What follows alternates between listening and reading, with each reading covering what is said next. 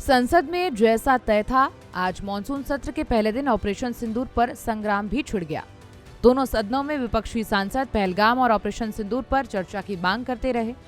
लोकसभा में मोर्चा अखिलेश के साथ सपा सांसदों ने भी संभाला, तो राज्यसभा में खुद नेता विपक्ष मल्लिकार्जुन खड़गे ने इस बात पर बहस की मांग की है। ऑपरेशन सिंदूर को लेकर विपक्ष की रणनीति दरअसल पहलगाम हमले के अब तक आजाद आतंकियों और डोनाल्ड ट्रंप के बयान पर टिकी है। विपक्ष मोदी का बयान चाहता है, इसके जरिए प्रधानमंत्री को घेरने की रणनीति भी है। हालांकि पीएम मोदी ने इस विपक्ष की रणनीति को भांपते हुए सुबह सत्र शुरू होने से पहले ये कहते हुए विपक्ष के आक्रमण की धार को कुंद करने की कोशिश की कि ये मॉनसून सत्र दरअसल विजय उत्सव है। अब ऑपरेशन सिंदूर को लेकर विपक्षी महिला सांसदों का क्या कुछ कहना है, ये भी सुनने वाला है।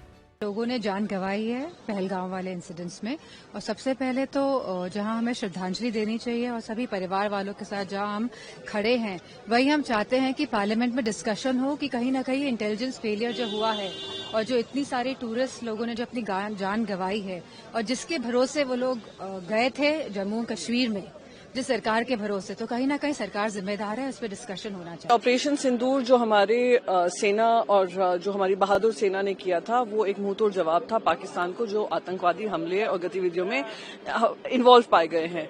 मिशन सिंदूर के तहत मैं भी बहुत सारे देशों में गई थी भारत का पक्ष रखने, पर मैं मानती हूँ सही विजय उत्सव तभी होगा जब ये आतंकवादी जो अभी भी हम पकड़ नहीं पाए हैं, उनको हम पकड़कर उनको सजाए मौत देंगे। उन परिवारों को तभी पूरा न्याय मिलेगा जब इन आतंकवादियों को पकड़ा जाएगा जो अब तक फरार है। ये विजय उत्सव होता अगर अमेरिका के दबाव में आकर युद्ध विराम उस समय नहीं होता, तो इसे कैसे आप विजय उत्सव कह सकते हैं?